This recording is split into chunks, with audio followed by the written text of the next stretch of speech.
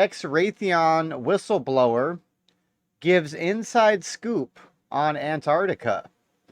So he's a Raytheon employee. Raytheon is a government contractor that handles futuristic weapon systems and things of that nature. So it should be interesting. He did an interview on the PBD podcast with Patrick Bet-David of Valuetainment. If you haven't checked out Patrick Bet-David of Valuetainment previously, you need to. He is an excellent interviewer. They have really good content over there, and they're the future of media. I foresee Valuetainment being bigger than Fox News and CNN probably within 5 years. I'm going to give it 5 years. But we're going to get into this today. It should be interesting. If you guys have any comments, concerns, questions, feel free to jump into the chat. It's one of my favorite things about streaming live is interacting with the chat. So I'm not one of those streamers that will ignore you. So feel free to get involved in the chat. We will read them. We'll pay attention to them and all that good stuff. So let me get this pulled up on the screen for everybody so we can get into it.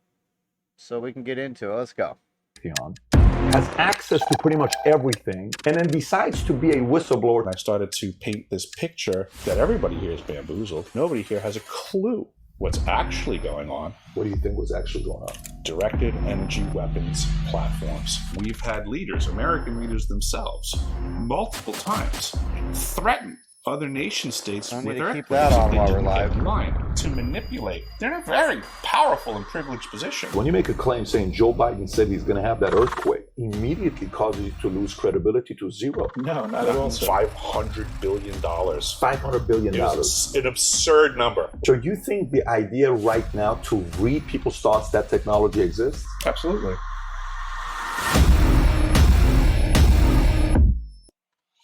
Okay, that was a little insight on what we're going to be getting into. Some interesting topics. Also, one thing a lot of people are very curious about. There's a lot of stories and theories about this place, Antarctica, South Pole. So imagine you got somebody that worked at Raytheon, has access to pretty much everything, gets assigned to go work South Pole from 2010, 2011, and then decides to be a whistleblower to come out and say, here's what I learned. And he's a former a remote viewer, and I may say, what's a remote viewer? It's something that you're seeing all over the place tied to the CIA, is the practice of seeking impressions about a distant or unseen subject, supposedly sending or sensing with the mind. Typically, a remote viewer is expected to give information about an object, event, person, or location that is hidden from physical view and separated at some distance. In the early 1970s, the CIA experimented with applications of remote view and intelligence gathering. Government agencies, including the Department of Defense, use remote viewers to obtain intelligence information. He came out 3 months ago, did a podcast with, I believe, Sean Ryan, sharing some of this. All right, first off, right off the bat, folks, what do you guys think about remote viewing technology? You think the government has the ability to remote view thoughts and whatnot? That's pretty fucking crazy, dude. Information as a whistleblower. And you will not find anything on him out there. If you go try to look for interviews, he's only done one. And it was 35 minutes, very short, with Sean Ryan. This has been a topic that's been coming up. I asked him to come on the podcast. He was kind enough to say yes. You know, when it comes onto Antarctica, I got a lot of questions here I want to go through. You know, your people are talking about what your motive is to do this. I think it's important for the audience to know this because sometimes people will say, well, I want to come and tell my story. For $28,000, I'll tell my story, or hey, I want to promote my book, or I want to promote a movie, or I want to promote a documentary, or I want to promote something, or give me the link to my website, or have them come to my podcast. You're asking for nothing. You're not asking for anything in return. And to me, that gains trust from your end because there's not a motive in it. I'm a pretty skeptical guy on why people are doing certain things to get the eyeballs. No, I just had a thought. He's asking his motivations, asking me if he's trying to promote a book, if he's paid something, yada, yada. He says no. So to my skeptic ears, what I hear right off the bat is somebody else is paying this guy to spread this information. Whether it be rumors, whether it be true or not, somebody's paying the dude. That's my That's the light that goes on when I that they're hear getting, that. but none of those red flags came about. Others, maybe later on, I'll ask you about it because I want to see what you'll say about it. But having said that, appreciate you for coming out. Thank you for having me, sir. I do appreciate the interest. I'm very interested. So, basic question, background before going to you choosing to be a whistleblower. The only thing I can find is the 1 year with Raytheon when you went to Antarctica, South Pole, and you did what you did. Give me a little bit of prior to that. What did you do prior to working with Raytheon? Paying your bills on time raises your credit score, right? Wrong. In fact, this is the first Incorrect. of 3. Prior to working for Raytheon, I had a company on Long Island for myself for a bit, doing plumbing and heating repairs and a lot of emergency service calls. Prior to that, I was directly employed by some of the other, I guess you'd say, larger plumbing and heating contractors in the greater Long Island area. I worked, my clientele, I would say, was a bit on the special side. I seem to have been working for the owners and operators of some of said military industrial complex corporations. This is pre-Raytheon. Correct, sir. Okay. I had been in a fistful of facilities on Long Island that I would say were above top secret, to the point of taking extremely long elevator rides to get to the basements. One facility in particular that I'm thinking of is in Roslyn, Long Island, called the Paul Corporation. Mm-hmm. Anybody who looks into who Dr. Paul was will find that he was big with the Manhattan Project, and so was his company. These are the types of folks that I worked for, the facilities that I worked in, and having walked the path I've walked at this point, I would just say that at the time that things are happening in my direct first-hand experience in chronological order that it appeared, everything seemed benign. But I got to a certain point in my life, post South Pole Station in Antarctica, where people started telling me, I'd share stories, and they say, you need to write a book. And I started thinking to myself, why are they saying this? And then I started to be a bit introspective, and it started to dawn on me that I had walked a way more peculiar path than I had considered up until that point. Mm-hmm. And I started to really, I guess you'd say, reframe my memories to look back at things a little bit differently. I think of like a photograph on the wall, and you might have it matted and framed to look beautiful. But if you take away the matting and the frame, you see more of the image. Mm-hmm. So I started looking backwards in my recollections and reframing those images with what I know now. So I've spent a lot of time around mobsters and gangsters, interviewing them, having them on the podcast. Mm-hmm. And a lot of times when you ask a mobster when they were active, hey, what do you do for a living? I own a construction business. I own a plumbing business. I own dry cleaners. I own this. When you tell me you're a plumber, you give me red flags, because to me, you take me to, it's a little bit blurry, your background on what you've done. Just fine. Maybe it's intentional. Maybe it's not. It could go the CIA route. It could be the DIA route. It could be a lot of different intelligences. It's not hard to be associated with them. But you're saying you've never been involved with CIA. You've not done anything with DIA. That's not something you've done in the past before. I have never been directly employed by any of those companies, alphabet agencies, however you want to title them. But having looked backwards, I question the proximity that I was to them. I may have been some sort of unknown asset, is my suspicion. The type of clients that I had are not the type of people that when they get a leak under their sink, they go to the yellow pages and check for the local plumber. So I believe that I was on some sort of an approved list by whom I don't know, but I can tell you that certainly I was involved in peculiar activities 24 hours a day. That is a good question, because obviously if you're operating a super secret, top secret facility where you're doing, experiments on future technology and whatnot, you're not calling, Joe Crack Plumber out of the yellow pages when you have some plumbing issues. So that's interesting. That's an interesting thought. It's like I must have been on some type of approved list or something, because why were they calling me in the first place? Okay. There were certain clients that could call me 24 hours a day, request which vehicle I showed up in, either my labeled plumbing company van or up to and including an extremely fast street racing Camaro. Let's just put it that way. And these clients would dictate when I met them what vehicle I showed up with, which mansion we were going to. Are these names we would recognize? John Tunney was one of them, owner of the Carlyle Group. John Tunney, owner of the Carlyle Group, partners with a billionaire that we've had on the podcast before, David Rubenstein. Okay, interesting. You're familiar with the Carlyle Group? Of course I am, yes. I did a lot of peculiar work for the Carlyle Group and their facilities and their personnel. So unpack what type of peculiar work. What does that mean? Exactly. I would say that I was set up as some sort of getaway driver. That if things went wrong, I was known to be good at that. Getaway from what? Getaway driver from what? Whatever he was doing in that mansion. Did you ever see anything weird where you're like, this is kind of weird what they're working on? What does that mean? I think I saw that all the time. I think so many of the things. What is that? I'm confused. So they hire a plumber. They request him show up in a super fast sports car to be some kind of getaway driver? What? Did I miss something? Did I fast forward past something? What the fuck are we talking about? Now, in retrospect, were extremely peculiar, but it's because of the collected experience. Why is his audio so low? I can look back and make that assessment.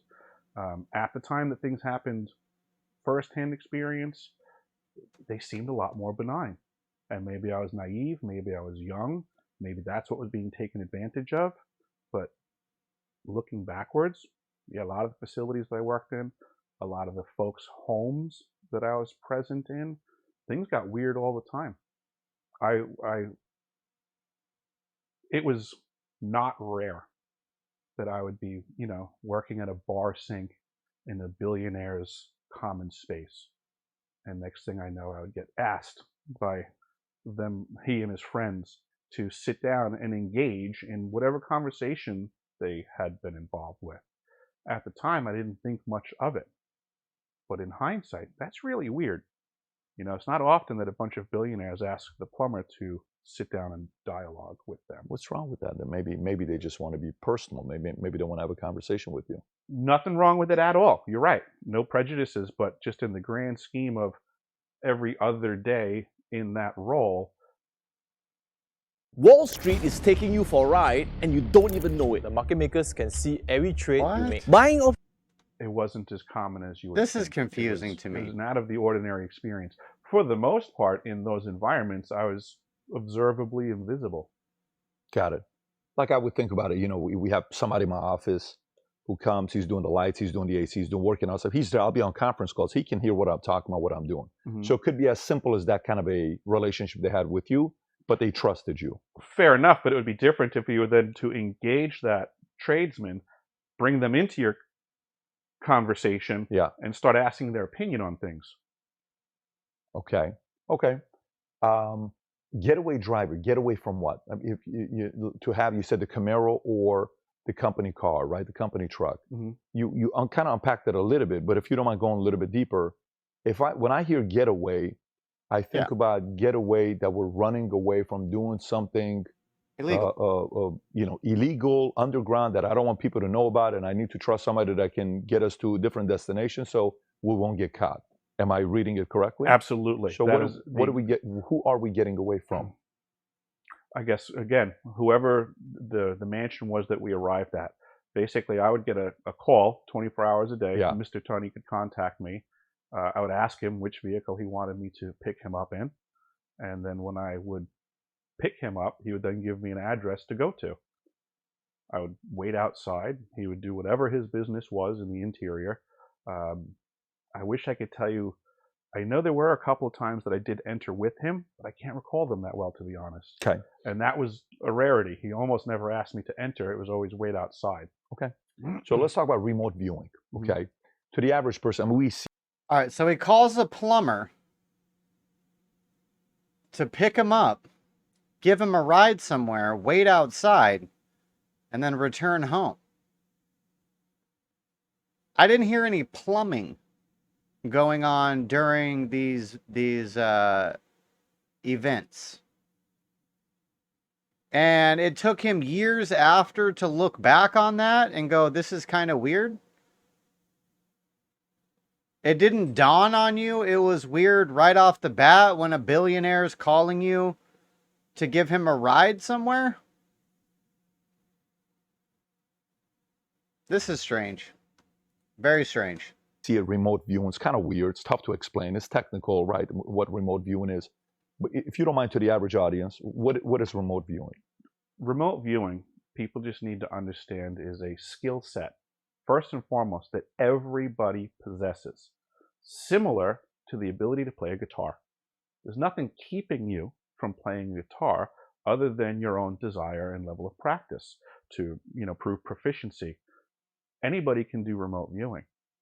Nothing's stopping anyone from doing it, other than a massive amount of folks saying that, it can't be done. But the facts of the matter, remote viewing, to put in its simplest definition, is one's ability to get the right answer without any scientific basis on how they got it. It's outside of what our understanding of abilities are, but it works. It's been proven time and time again that it is very effective. It's very accurate, and it's very learnable. Is it used by illusionists? It's used by all sorts of folks. It could be used by illusionists for sure. There is some semblance of a two-way street to working on this energy level. So part of what I'm discussing today, and the ability to put thoughts in people's head contemporarily by an abuse of technology, was in antiquity an abuse of technique. So adepts of old would have the ability to enter this space and have a thought go into your head. Now there's technologies that do that, and we can put this in the spectrum of, let's say, the energies that remote viewers work in. Okay, so brainwashing is not a new thing. Not at all. Brainwashing has been around for a while. So if you look at the process of brainwashing, you'll hear somebody talk about isolation, monopolization, debilitation, exhaustion, drugs, torture, enforcement of routine, hypnosis, repetition, gaslighting. If I keep repeating it to you, affirmations, there's a lot of effectiveness in repetitive, getting somebody to think positive or negative or weak, or you can't do this, or you need the government. Many ways you can do this. It's been going on for a long time, whether it's Operation Mockingbird you're talking about, or other things. But for you, when remote viewer, you get hired as a plumber to go to Raytheon, then they upgrade you to firefight. You have access to pretty much everything while you're there in Antarctica. For the average person that, when you think about Antarctica, this is kind of where I go to. Fun facts and strange facts about Antarctica, okay? It's a desert, driest continent on the planet. Very few people live there, 140 permanent residents. It was discovered recently in 1820 by Russian expedition. No country owns it. It wasn't named until 1890s. Mostly ice, 90%.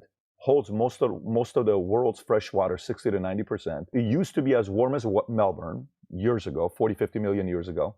63 degrees Fahrenheit. Right now it's 128 degrees, minus 120 degrees Fahrenheit, give or take. No time zone. The only way you can go is north. Has active volcanoes, subglacial lake that flows blood red, diamond dust floats. Even back in the days, Hitler was fascinated by Antarctica, where subglacier lake that flows red. Oh, we got to check that out. He had a passion for the occult, and when he was searching for something in Antarctica, the Nazi Germany's built a station in Antarctica, however, was abandoned some 70-something years ago. So they offer you a job to go to Antarctica. One, how did they find you? What were they asking you to do? What was your job description, and what did you find when you went there? I found them because the economy... You found them? I found them. The economy had tanked so poorly that my business was not doing well, and I was reaching out to find out what was going on. You're living in New York at the time? I was living on Long Island at the time, correct. They were literally the only person on the planet that would cut me a check at that point. Why is that? Just the economy. Okay, I was putting out applications and getting no response. This is post 2008, 2009. Market tanks 38%. Yes, sir. Tough times. Economy's bad. Got it. Correct. I had 2 children to feed and was going to take any contract from anyone that was going to cut me a check. I absolutely did not want to go to the South Pole Station. I did not want to spend a winter there. I did not believe you could have functioning plumbing. As a plumbing and heating specialist, I thought this was all like a joke. I couldn't believe what was going on, but I was going to go take the check. I had no fondness for Raytheon. I did a short stint after high school in the United States Submarine Service. I learned what Raytheon is really about, which is killing people. They love making weapons. I mean, that's their bread and butter. So I was pensive about being employed directly by them, and I went regardless. That's another little nugget that he just dropped, not previously mentioned. You think it would have been mentioned sooner. But you served for the military. Only for a short time. Not much records of it. Doesn't that scream CIA type thing to you? Does to me. I kept my eyes and ears open. I was like a sponge the entire time that I was there. I knew that they had to be lying about something if Raytheon was involved. And lo and behold, after quite a few years, I figured out, what was really going on. So while you're taking the job, you're skeptical about them, but because you need the income, you're willing to take the job because I got to take care of my family, my 2 kids. That's kind of what your mindset is. Yes, sir. Okay, so now you go there. What do you see? What was it like? Where were you living? What was your days looking like? Sleep pattern? What was it like? Where were you living? What was your days looking like? Sleep pattern, work, climate? How did you adjust to it? Was family back in town? Kind of give us a little bit of that. When I first showed up to Antarctica, it was the summer season, and we were staying in what are called Jamesways, which are these Korean War era tents that I was assured that the one that I was sleeping in had probably gotten more shelled than any other tent through the whole entire Korean War debacle. It was very cold. When I landed, I think it was minus 50 degrees Fahrenheit. Holy shit. Minus 50, bro? And the environment, I would say, right off the bat, was obviously probably one of the most compartmentalized facilities that I had ever shown up to. And I knew it was going to be a trip trying to figure out what was really going on.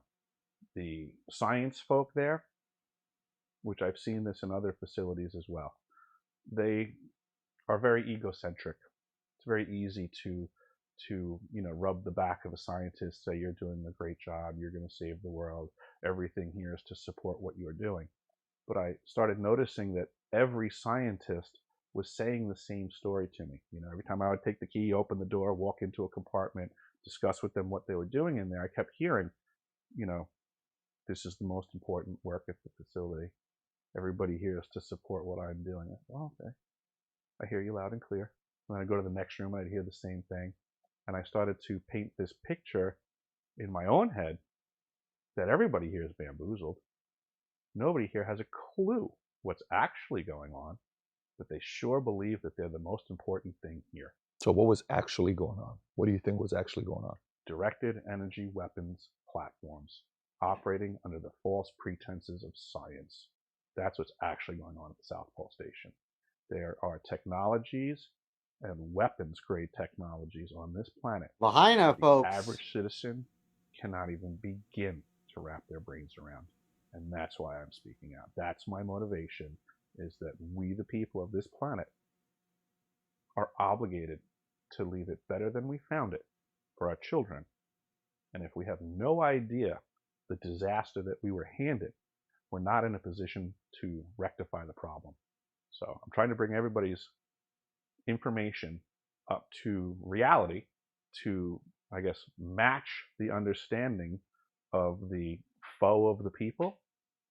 I mean, there's a lot going on in the world right now that's not actually to the best interest of the average mortgage payer.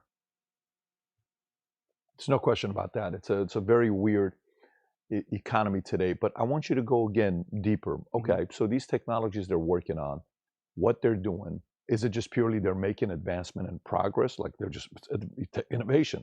We're just advancing, doing more things, or is it, a dark side to it where they want to control us? Because, it's very easy to jump to conclusion, kind of say, man, they're trying to control us, they're trying to do this, they're trying to, okay, great. I think there's a sect that wants to do that, but maybe they're trying to just find a way to advance. You're thinking their motives are negative. Why do you think that? A, because they're secret. Okay. It's not transparent. Because they're secret. Yes, their motives, their actions are secret. So to me, that speaks volumes right off the bat. If transparency was involved, I'd be a lot less concerned.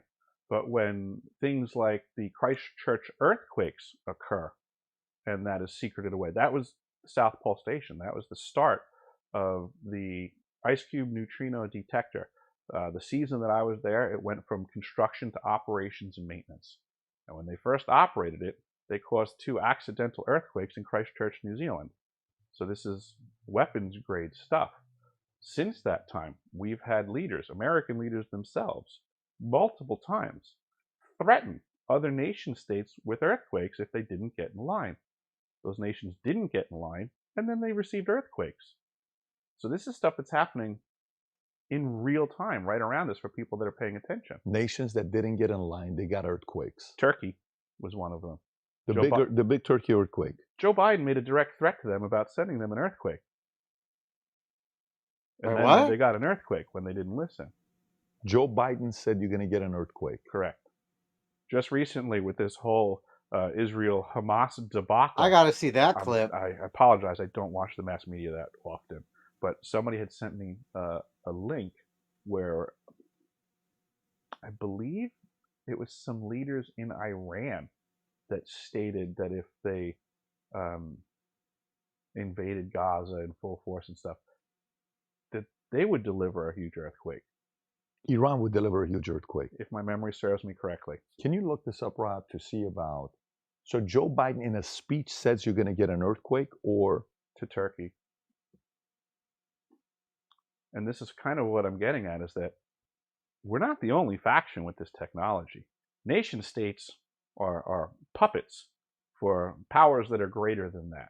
Is it at this point public where everybody knows that the weapon to create earthquakes is available to everybody, or no, it's still private? It's still relatively private. To the best of my knowledge, I'm the only one discussing this. When did Biden say he's going to give Turkey an earthquake? Yeah, I don't remember I guess it would have been a couple of weeks before they got it. And he said that in a speech, like public video camera out there where you can see it? Mm-hmm. Well, I'd love to see that, Rob, if you can find this. Okay, so then Iran threatens for an earthquake, and you're saying as recent as like the last 2 weeks. Yes, this was within a couple of weeks. Okay, just sent this to me. So for me, a part of that, I wonder if that's real, because some events have happened before a massive, election cycle or something takes place. That was the timing of that was very weird, right? Like even the Sandy, the hurricane that hit, where Chris Christie and Barack Obama, this was October to November 2nd of 2012. Election was the 6th. And that brought the country together because they saw Chris Christie and Obama, and then boom, election is done with, he wins second term.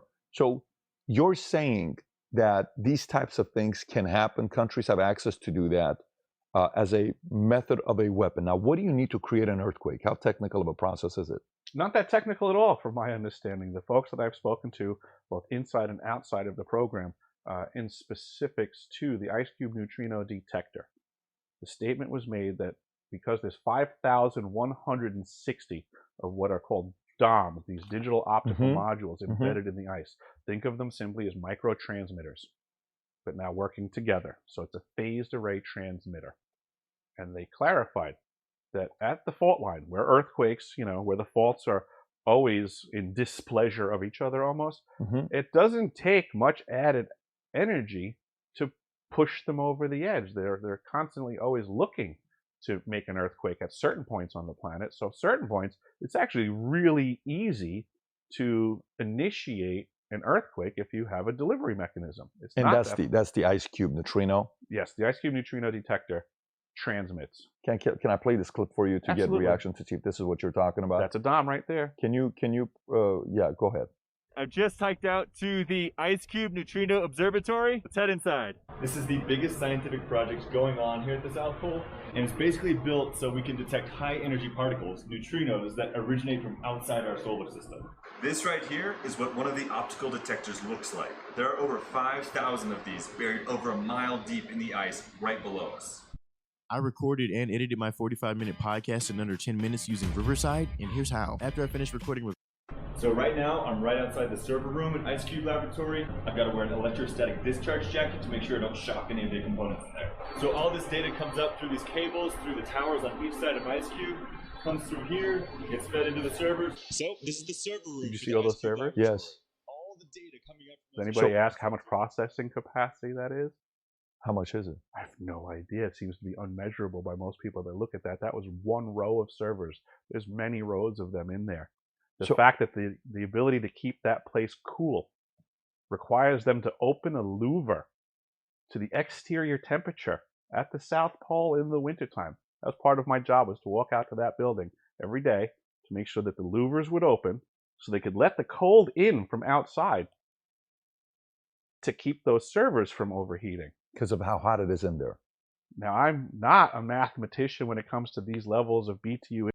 I mean, that makes a lot of sense, though. If you have computing capacity way beyond what anybody could possibly imagine, you're going to need to keep it cold. So build it in Antarctica, you open a window, and you're good to go. Input, but someone can do the calculation. If it takes minus 80-degree temperatures to come into your space to offset for your temperature build, there's a lot of processing going on, a lot of computing. I'm learning a lot about quantum computing and the need to chill. And this is not even your specialty. This is not even my specialty, but this is observational. So 5,000 of these. How much does one of those equipment pieces cost? Do you know? I don't know that number, but I do know that the overall cost for the entire Ice Cube neutrino detector project was an absurd number from a tradesman point of view. It was something to the tune of like $500 billion. $500 billion. It was an absurd number, was my recollection. It was an absurd number. And who invested into that? The U.S. government? I would assume the National Science Foundation cut the check. I know that they work with the University of Wisconsin. What I also know is that they are making moves to take that facility and make it 10 times the size of what it is currently. Make it 10 times what it is currently. What in the ice. Right. Currently, it's the largest telescope on the planet. They're about to make it 10 times bigger. Let's presume it's 10 times the cost. Are we going to get 10 times the return on investment? What is the return on investment on something like this? Because from its primary position, it doesn't seem like it's worth the science at the cost that they're providing it. But if you were to say, no, it can deliver earthquakes on all of our enemies, no, it can input thoughts into all of the people on the planet, well, that's some value-added investment at that point. So out of all the places in the world, how many places have that? None. Is that the only place? That's the only facility like it in the world. Why is it only there? Why is it that Antarctica is the best place for? Like, for example, if somebody says, why is it that Napa Valley is one of the best places to create wine? Well, because the biggest plus minus of temperature, it goes very high and it's got a big drop off. Where most people, the drop is like this. Okay, that math, I get it. Why is Antarctica the ideal place to build that? I believe that's a multifaceted answer, because there's for the presented reasons and then the secondary and tertiary reasons. So primary reason being a neutrino detector. The benefit is that the DOMs are embedded in the ice, which is basically crystal clear. So they get an unobstructed view of the neutrino activity when the neutrino impacts the nucleus of a water molecule, which is the ice there. You get a reaction. One is a blue flash, known as Cherenkov radiation, and then the nucleus and the neutrino are destroyed, and you have a muon ejected as the remaining particle. The blue flash, being in the ice, is why the location matters, because it's the only place you can get that much ice with that much clarity. The other consideration is that this technology, in the search for neutrinos, I'm learning from speaking with other folks that exotic propulsion engines, whether you want to call them UFOs, UAPs, off-planet, on-planet, ours, theirs, whomever, seem to eject neutrinos also.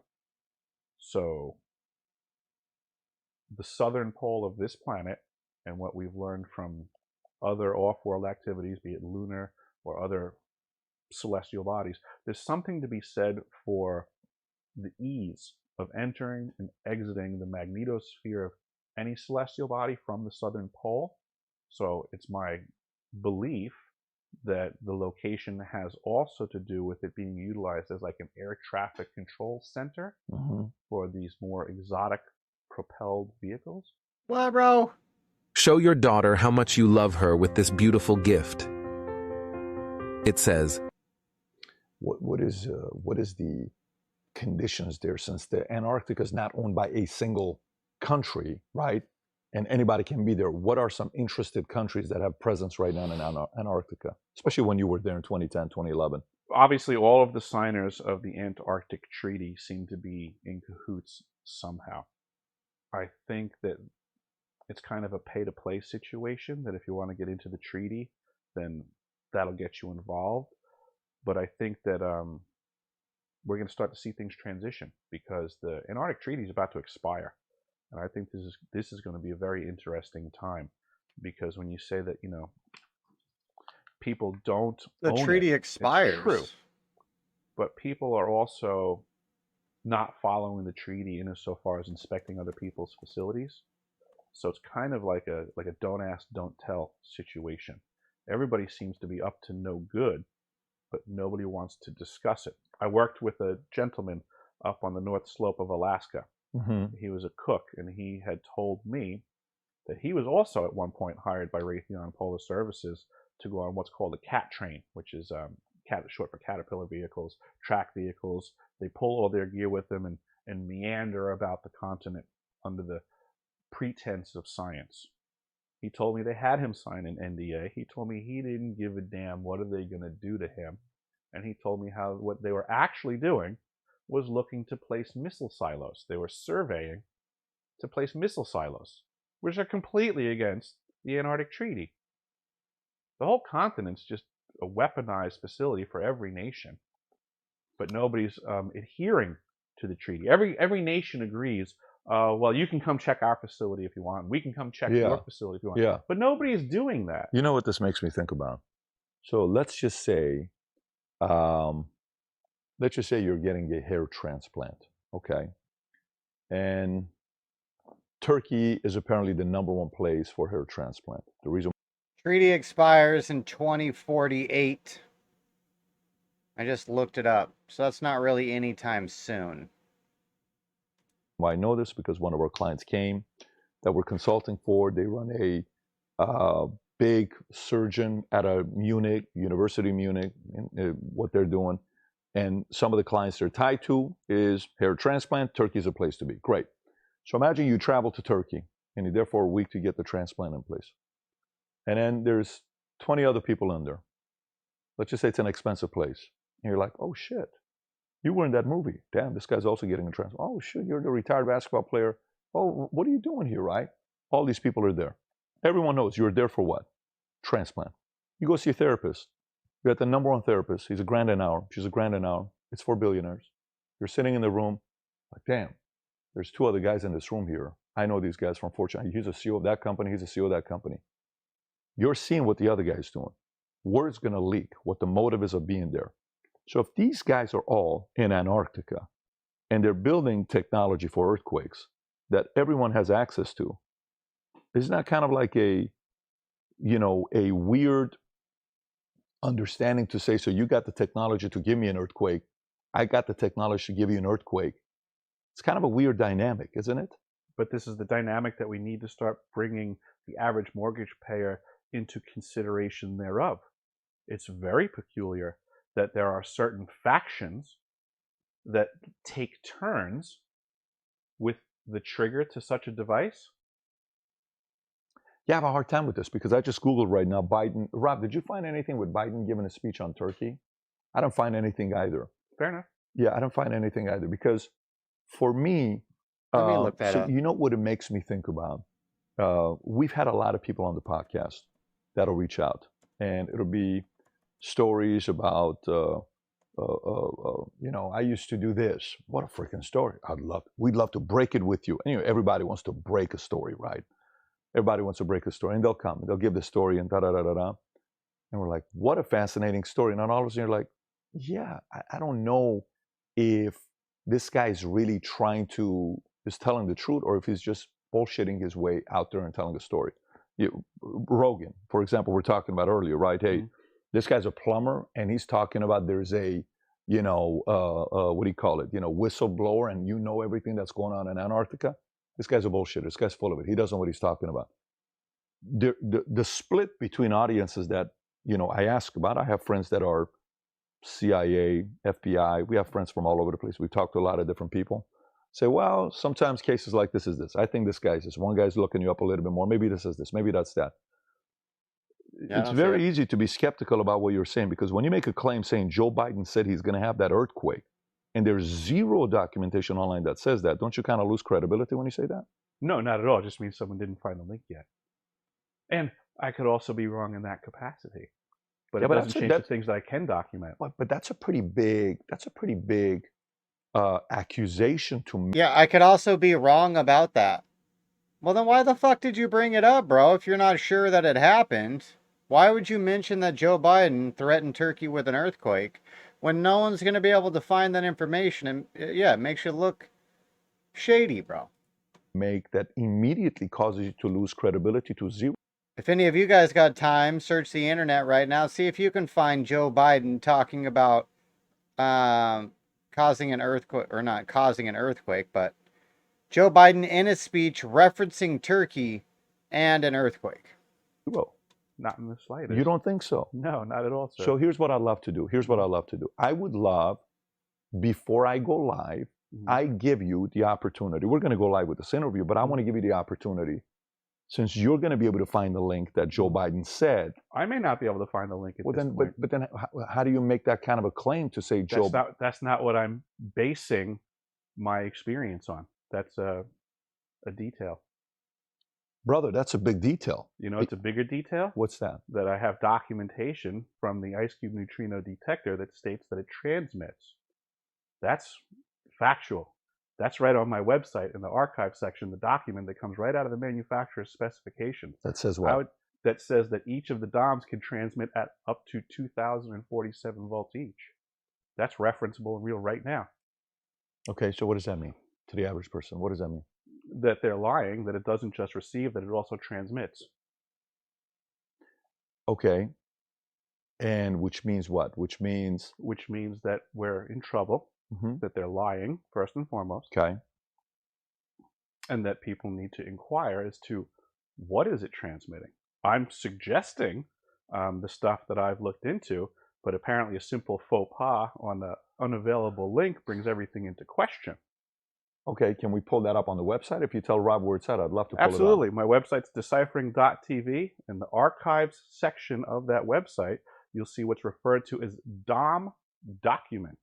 And that comes straight out of the manufacturer's specifications from the University of Wisconsin that built the device. So it's public information. It's public information. Why is that a big deal if it's public information? Because it actually means that it's been there the entire time and no one looked. Okay, so if it's been there, what's our threat if they've known that? It's the fact that they have access to, they've had access to creating earthquakes for a long time, except we've not known about it? They might have had it before this device by some other means, but I can only attest to what I've discovered and what I've learned from the crew that I worked with.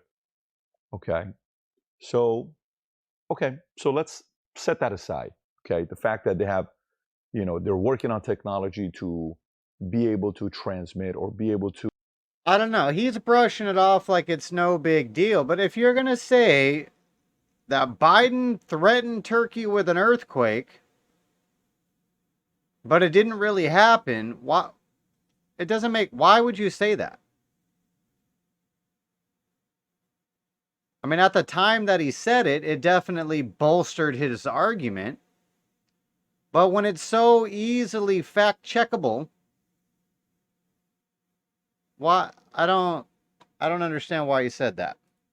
To create earthquakes in different parts, and what happened in New Zealand to those two churches where the earthquakes happened, or you're claiming the earthquakes that happened in Turkey, or even the earthquake that you're saying Iran said, they could cause. You're saying that's also public information with Iran saying they're going to create Turkey. I did actually witness that news event with the Iranian threat. And I apologize. I believe it was the Iranian officials that said it, but I could be wrong. But I witnessed somebody saying it just the other day. Rob, can you look that up to see if Iranian officials said earthquake about, what happened? Okay, so what other experiences did you have while you were there or post? Did you, your 1 year with Raytheon, when you did that, did you continue working with them afterwards? And if not, what did you do afterwards? I did not continue working with them afterwards. Another item of intrigue while I was present at the South Pole Station was when I discovered that the ELF system, which is another directed energy weapons platform, was not de-energized and defunct. It was energized. All right, so that part he's talking about is true. Iran's foreign minister on Saturday called on Israel to stop its attacks on Gaza, warning that the war might expand to other parts of the Middle East if Hezbollah joins the battle, and that would make Israel suffer a huge earthquake. So, was that metaphorical earthquake or literal earthquake?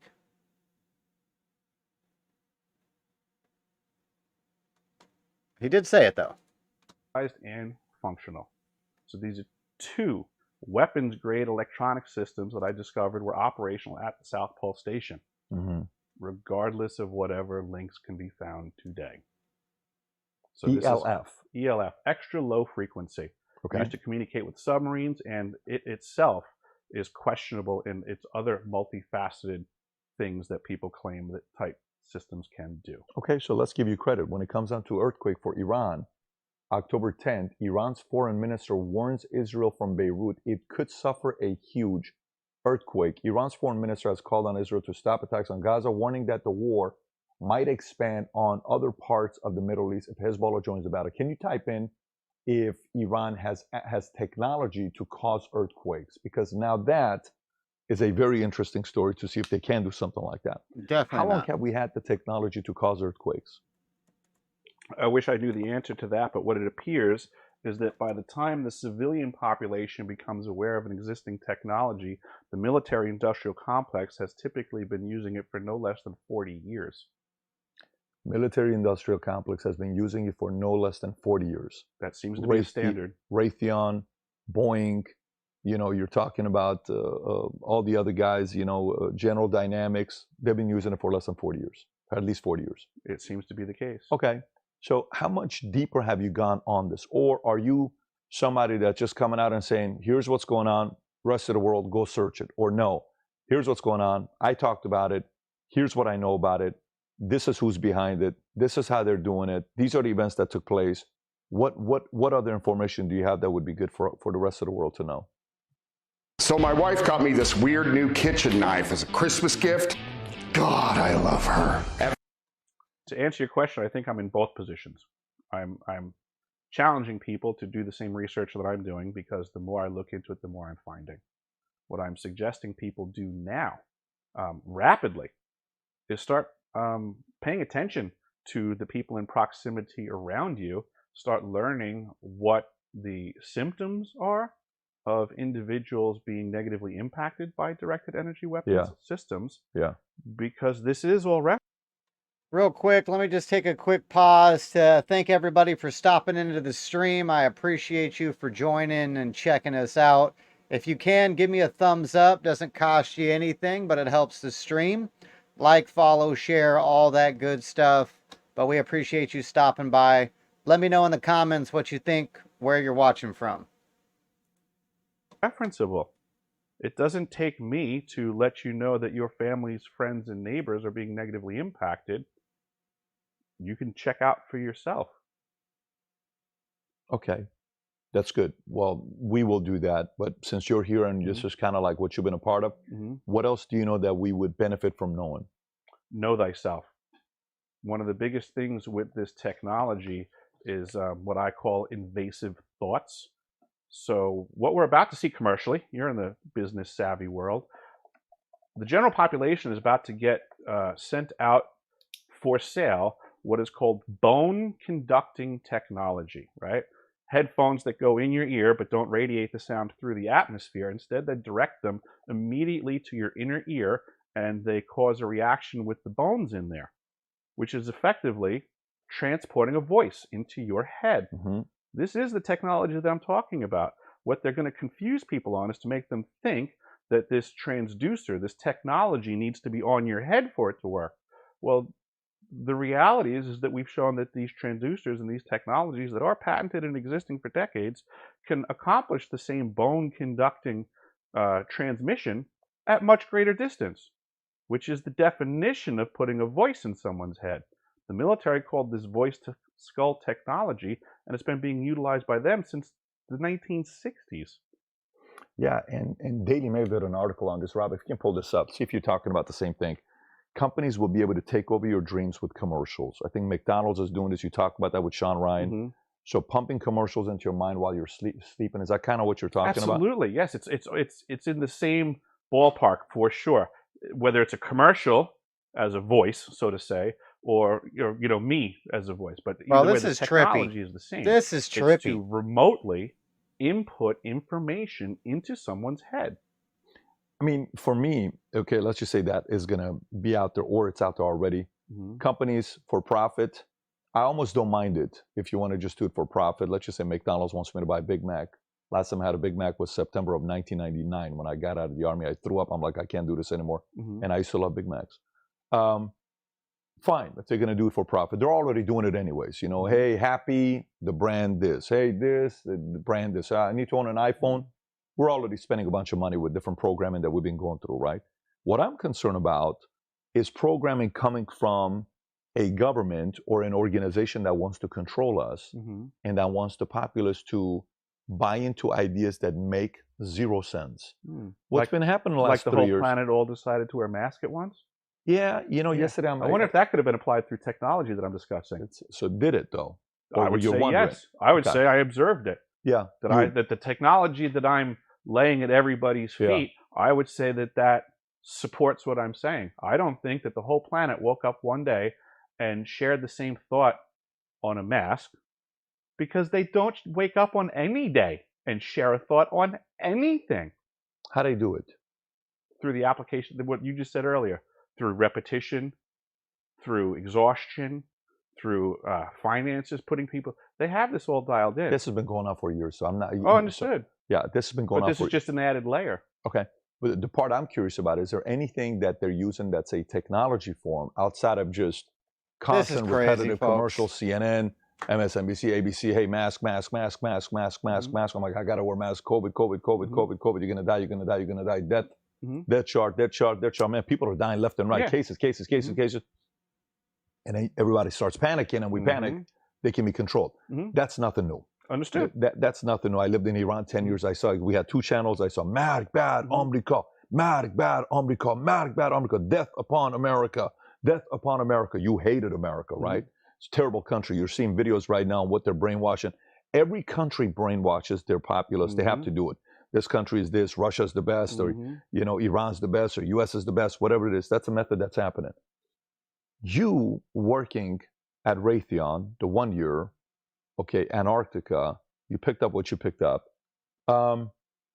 Outside of the things that we've talked about so far, anything else that maybe you came across that seemed a little bit fishy, minus what we've talked about so far with mind control and earthquakes? The air traffic control stuff, I think, is important to consider. And I think to double down on the mind control, because when you're saying that brainwashing has been around for a while, well, that's a very fair statement. But to gloss over the idea of having that voice put personally into your head, I don't think you're really understanding the weight of that dilemma. It would be like if that repetition, now if I could take an idea and have it repeat in your head in your voice, it's one of the most powerful things out there. That's funny that he just said that, because that's what I was thinking. I was like, well, the government making, a Siri voice in your head saying whatever, you need to vote Democrat or whatever, wouldn't be a big deal. But if they could use AI to mimic your voice and then send the audio into your head, now it's like your subconscious talking to you, but it's not your subconscious. That would be freaky. That would be freaky. That people have not really, truly considered. If I wanted to manipulate you, right, on any given day, when a fork in the road presents itself to you, you can sit there and you go, Pat, should I do this? Pat, should I do that? And it's almost like a conference call happens in your head amongst yourselves. Do I go left? Do I go right? But somebody else can listen in to that conversation. And have input. Now, what if I could, in your voice, say, Pat, you better make it right. You know it's the right thing. You think that technology exists? I know that technology exists. This is what I'm trying to impart upon you. The technology for me to be in the middle of a big decision that I got to make. Mm-hmm. So my name is Putin. I'm in the middle of a decision to say I'm sick and tired of NATO coming closer to the east. Mm-hmm. They keep talking. They don't want to do anything. In July, June of this year, NATO said, hey, let's accelerate the process of getting Ukraine to be part of NATO. Once you do that, if I attack them, Article 5, NATO needs to attack Russia. It's a job responsibility that they have. I know what they're doing.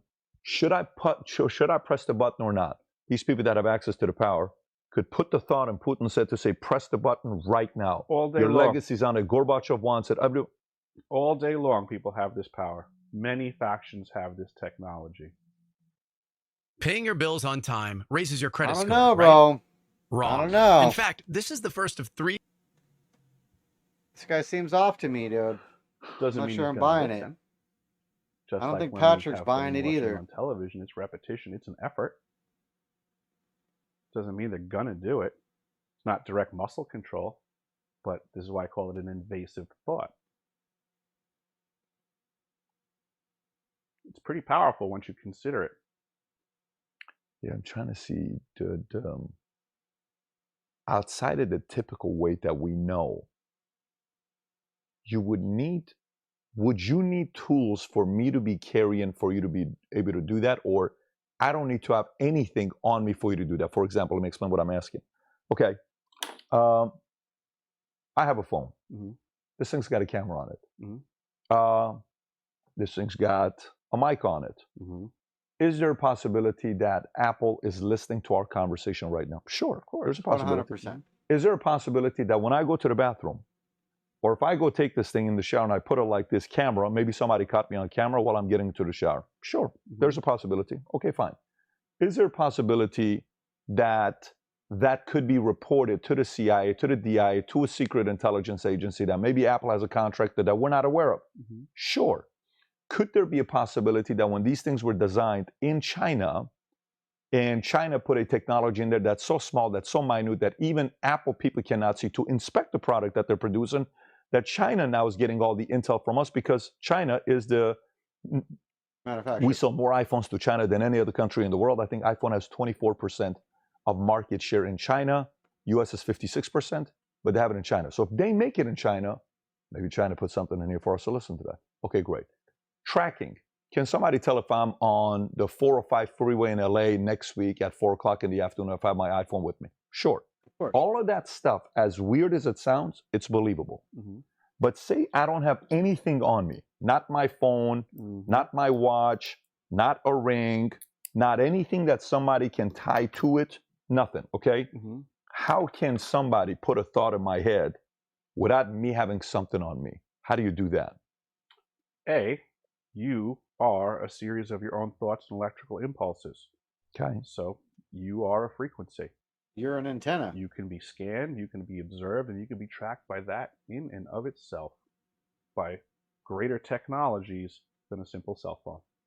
So similar to before, like I was discussing, with the bone conducting technology, that they can transmit from great distance to place a frequency into you, they can just as easily track from great distance very specific frequencies.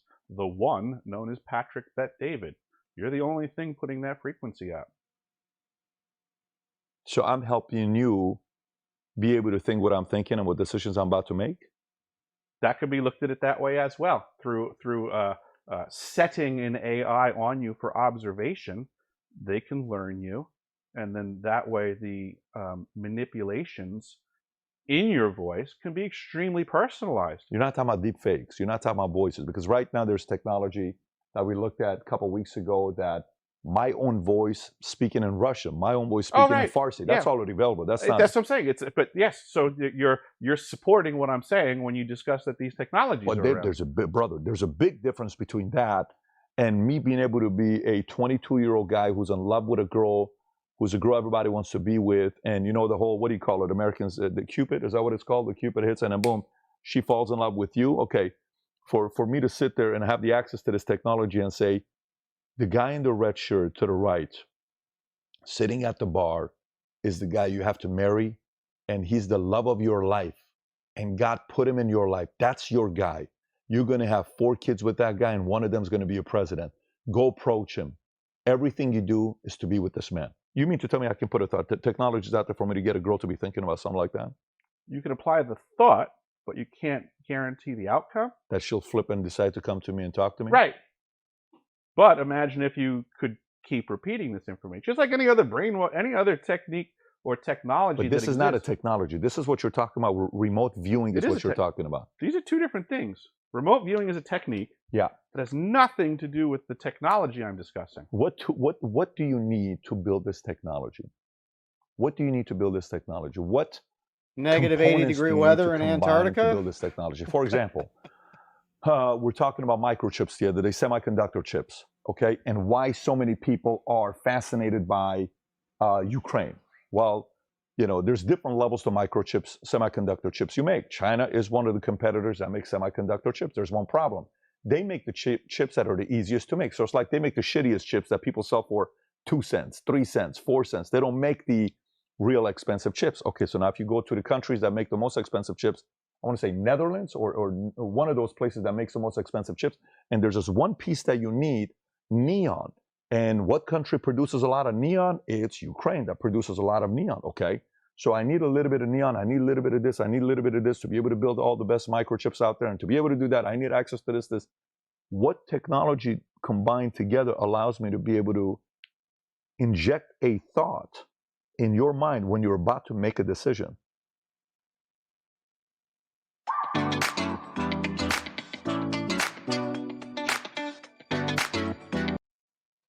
I would imagine it just has to do with, like I said earlier, the bone conducting technology, which is apparently about to become as cheap and accessible as anybody who wants to buy a set of ear pods. There's no, okay. Okay. So you think the idea right now all right, so I think what Pat's having an issue with, he's like, okay, so let's say it's the same technology that they're going to use for these wireless earbuds that you just hang on the outside of your ear that, you know, create the vibrations in order for you to hear the music, but it's not, music isn't sent, you know, externally. There's not a speaker on the thing that's putting the word out there. All right, Wordsmith in the chat says sodium thiopental can be injected into you to plant an idea. Okay, so let's compound the conspiracy theory. Was sodium thiopental in the jabby jab? If they need a certain substance in your body to target with the technology, would a global pandemic and a global jabby jab give them the resources to disperse this technology worldwide? But what I was getting to is I think Pat's having an issue with, all right, so if you got the headphone technology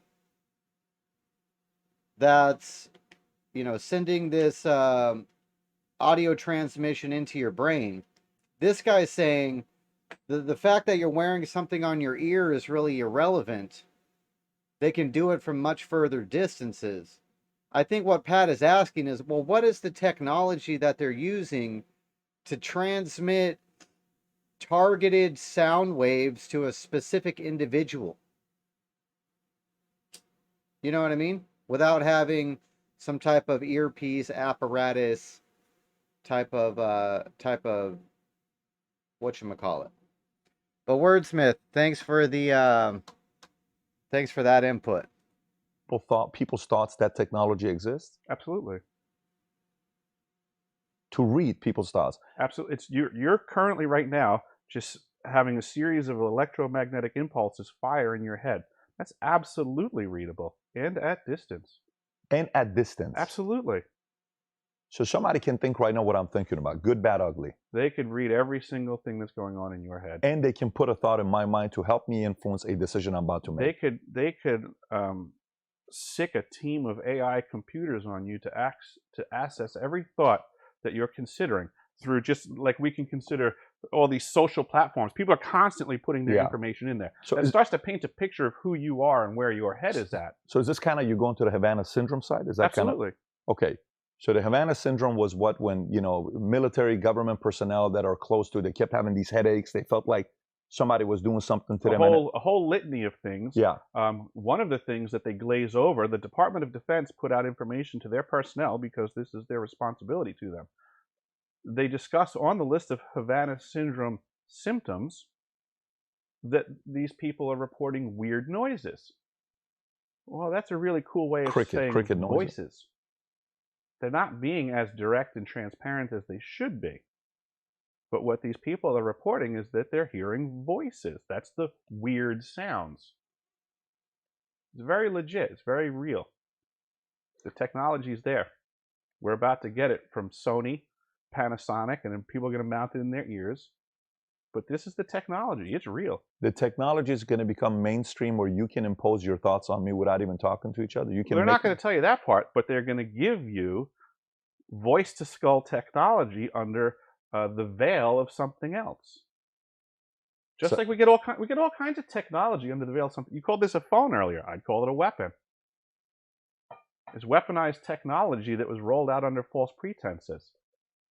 One of the things that the phones can do now is pay attention to your biorhythms, your breath rate, your pulse rate, under the false pretenses of it being something benign and good for you.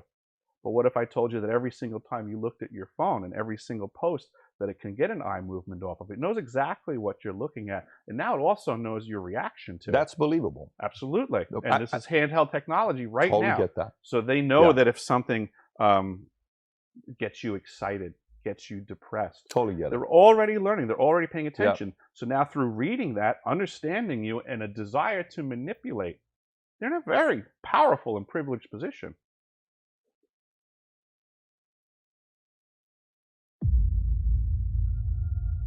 E-farming, a new way of making money that's...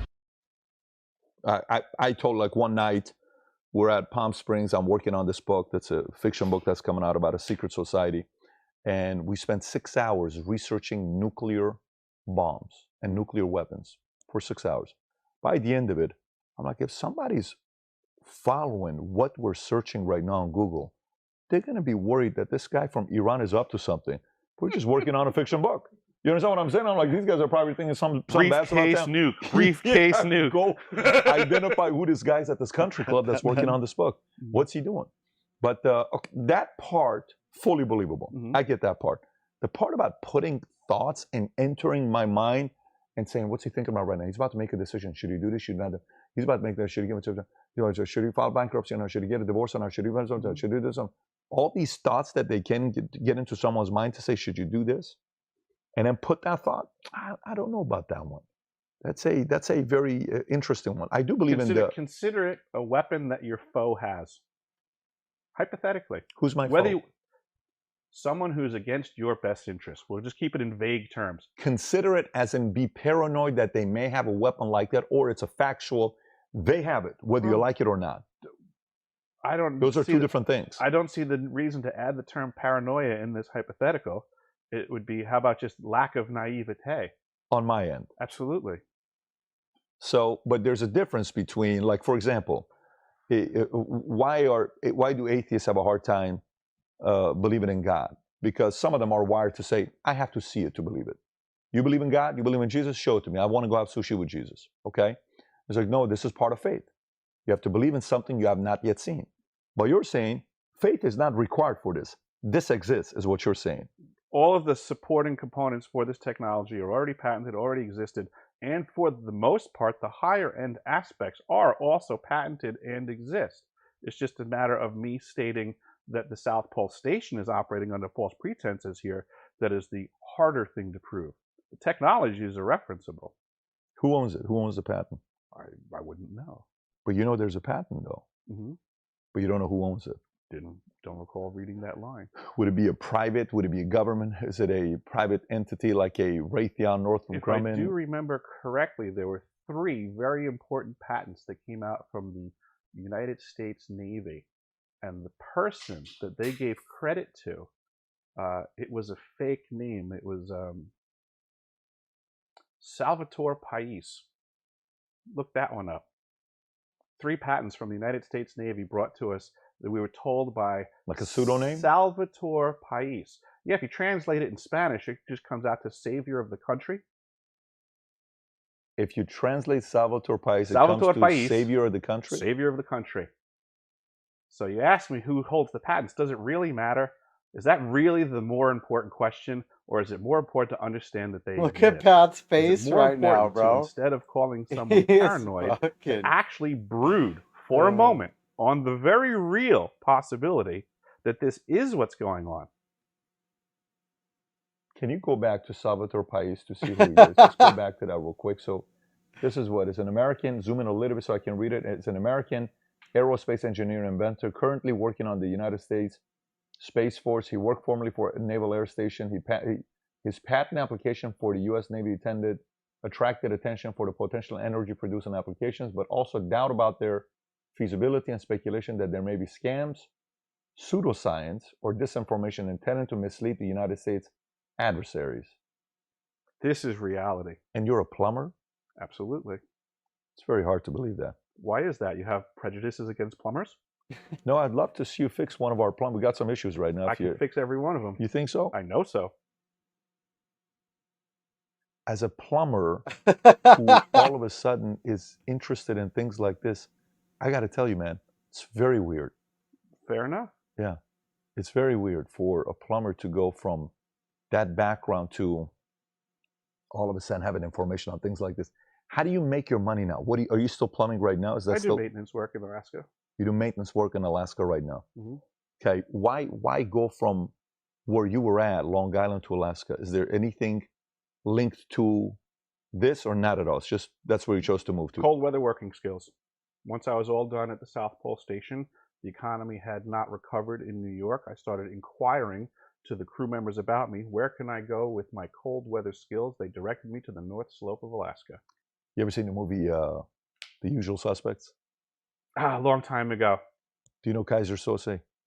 I don't. I remember the statement. Very interesting guy. But I don't remember the whole situation. You give me vibes of 3 people. Okay.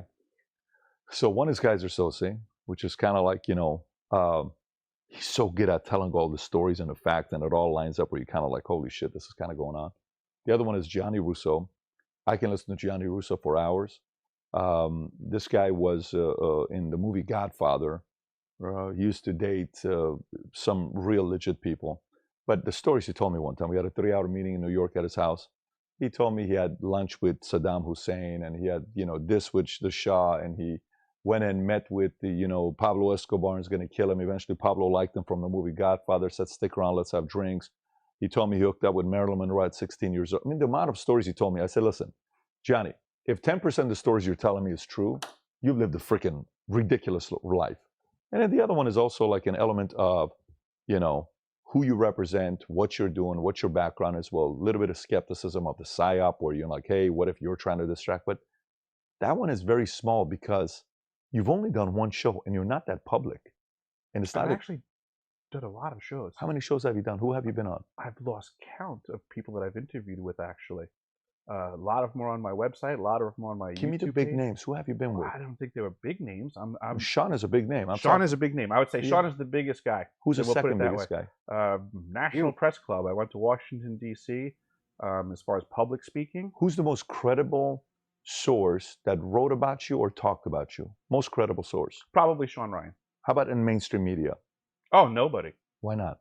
Because they're doing everything they can to prevent the truth from getting out to the people.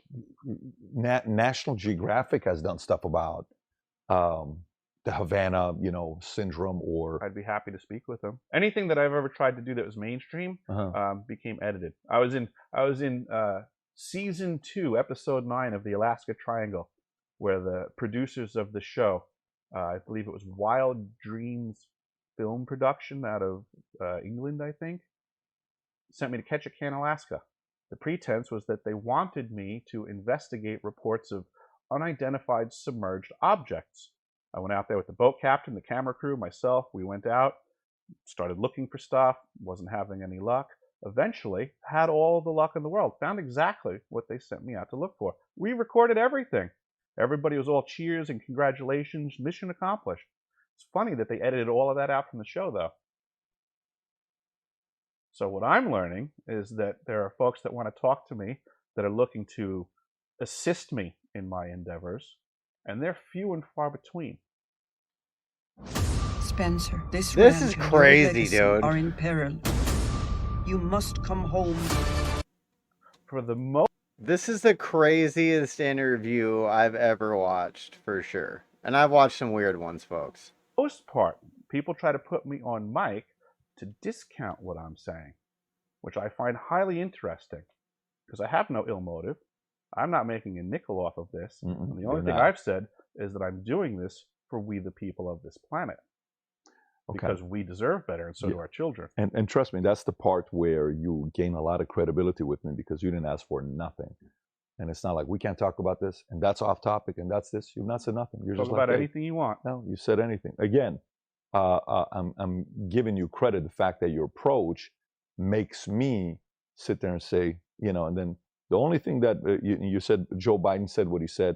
Maybe Joe Biden said it in his thought and you read his mind. Maybe that's what you did. I think that's probably what You know why it that's is. not true? Why? Joe Biden has no thoughts.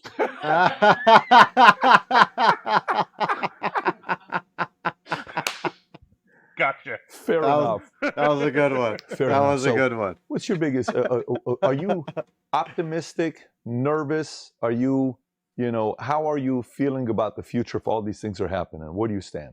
I don't feel good about it in the slightest. Really? That's why I do what I do.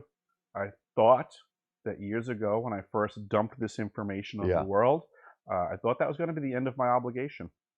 I thought that somebody would take this information, run it up the flagpole for everybody to see. I thought everybody would learn and we would rectify the problem. I was never so wrong in my entire life. The resistance that I have to sharing this information is disgusting. There are a lot of people in the disclosure community that are presenting themselves as operating for the behalf of the people. They're liars. I've met these people face to face. I've gone and spoken at conventions. I've been thrown off the tour, so to say, because I would not take my information and screw with it to support other people's BS. As an example, I went and spoke in Las Vegas a few years ago, publicly, to present this information. It was the first time that I spoke publicly at an event like that. The producer of the event goes by the name of Saeed Farman, an Iranian. Got to be careful with those guys, but go ahead. Fair enough. So Saeed brought me into the situation along with his other co-producer, a man who goes by the name of Eric the Healer Datamer. I attended the event. I disseminated my information, and I was told afterwards by these two people that I now had to figure out a way to take my information and make it support the flat earth psyop, or I'm out. I proceeded to tell them both cleanly and clearly to go fuck themselves, that I would have nothing to do with such bullshit. And then from that point forwards, it became very challenging to garner another event. There are folks like Linda Moulton Howe, who's big in the Antarctica topic. I spoke to her like a pre-interview, basically. She didn't want to hear anything that I had to say because she was very condescending about the fact that I was a plumber. And that because she couldn't understand how that would give me access to information, she was pretty much done with the conversation. When you were in Antarctica, did you ever go explore? When you're hearing about all this stuff, did you ever go explore and see what's out there, like the red blood, whatever, seat that they have? Or did you go look around? Did you have ample time to go explore yourself? I pretty much looked at everything that I could. But now appreciate, I was literally at the South Pole Station, 9,300 feet of elevation, 0% humidity, ruthlessly cold, painful temperatures. There's nothing there. Not at that location. No high-end restaurants, no Chipotle, no There's In-N-Out. nothing. I mean, I checked every inch of every ice tunnel that I could have access to. On an occasion, I commandeered a snow machine when I shouldn't have. And a coworker and I drove that machine until the South Pole Station proper was a teeny little dot on the horizon. Just because I wanted to. Did you see anything? Did you find anything? I saw what I think it was Buzz Aldrin's quote, magnificent desolation. Like they say of the moon, there's probably more to observe on the surface of the moon than there is at the South Pole. There's nothing there. What'd you eat, by the way? I just out of Oh, curiosity. food? My hat goes off to the culinary crew at the South Pole Station. They had some of the worst ingredients in the world to work with, and I can't complain about any meal that someone makes for me for free and then does the dishes as well. Respect. I was very content with the food there. The ingredients that were down in the ice tunnels were atrocious. As far as I was concerned, there was some dump somewhere where they were about to throw out a bunch of waste food, and the Raytheon purchasing agent would say, "Hold on, don't throw that in the dumpster. I'll give you $1." Yeah, I can only imagine that. And by the way, didn't John Kerry go there in 2016? And I believe you're Prince correct. Edward went there. A bunch of different people have gone there. They just kind of explore. There's an absurd amount of dignitaries and very important people on the planet that go to these facilities, and it strikes me as extremely peculiar. These folks are normally in very cush environments with a lot of protections. Simply going to the South Pole Station. We're told that success is all about making it on your own. Puts one in harm's way that can't be removed. If you lose a plane, if you lose anything in that environment, you're gone. That's it.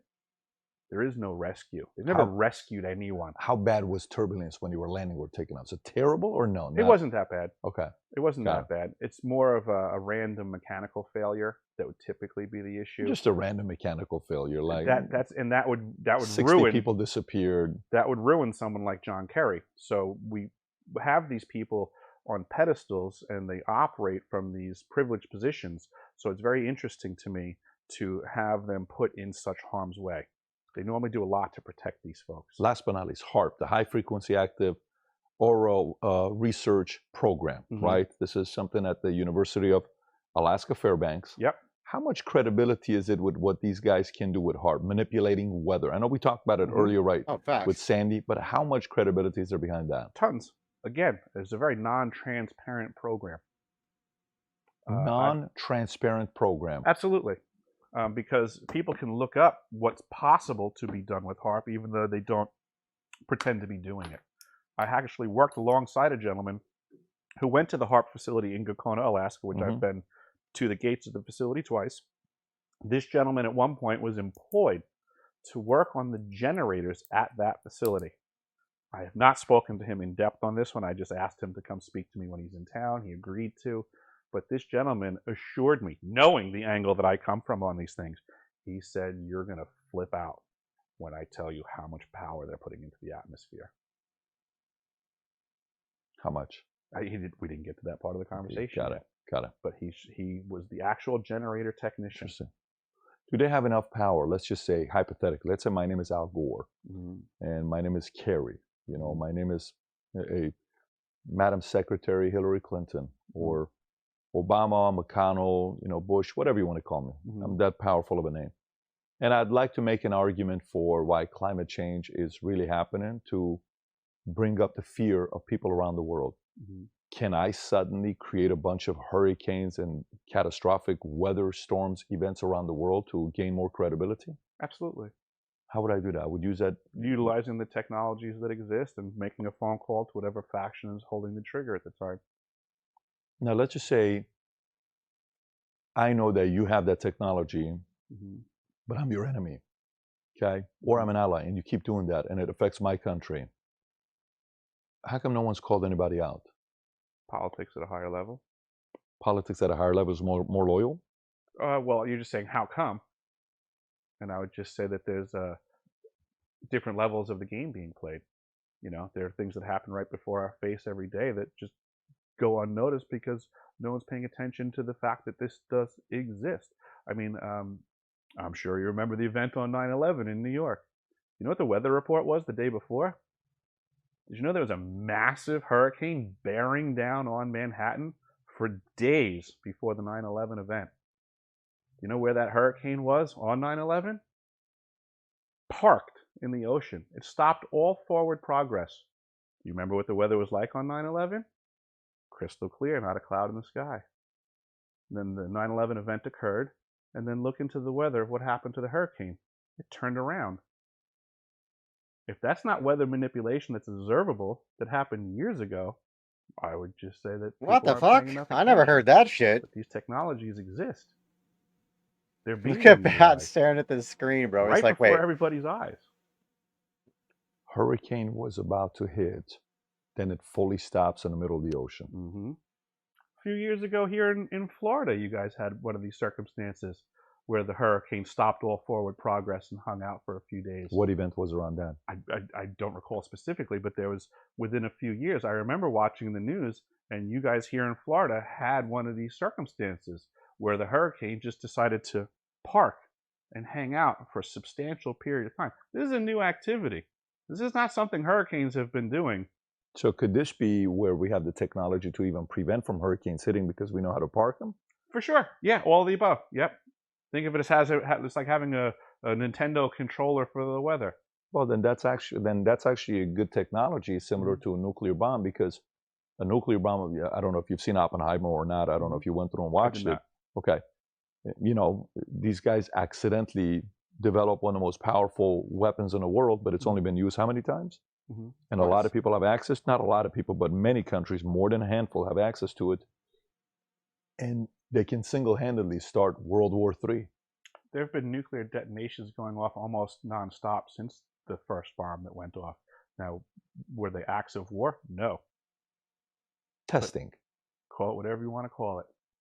We've almost had nonstop nuclear explosions since then. And do people ask why on that? When's your birthday? June. June what? 18th. June 18th. Interesting. June 18th. This has been very interesting, I got to tell you. Pat's blown away. So am I. I'm like speechless on this. For the last hour and 15 minutes. And trying to see what you have with your hand. Whether it's a 210, pocket aces, pocket jacks. The audience obviously can make a decision for themselves, but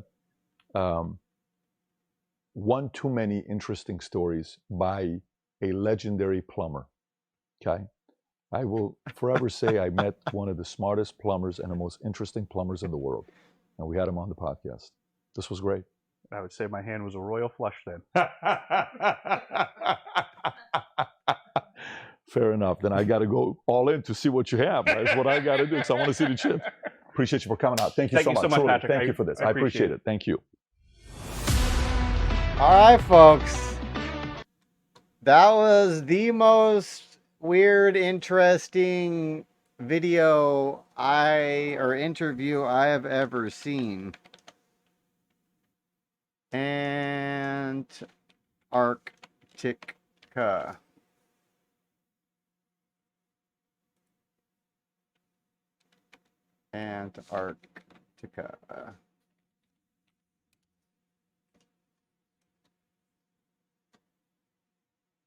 Antarctica secrets. But yeah, that was definitely the most strange, weird interview that I have ever heard.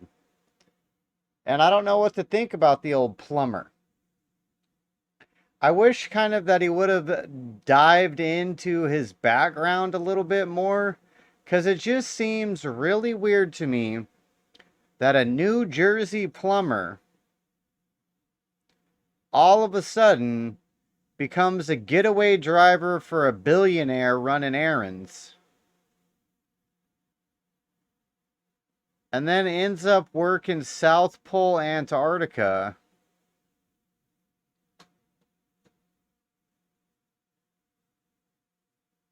It's It's just weird to me. It's just weird to me. But the reason this piqued my interest is on the channel, we've dove into this topic a few times. We checked out some stuff on that Admiral Byrd guy and his secret diary. And Antarctica's an interesting place.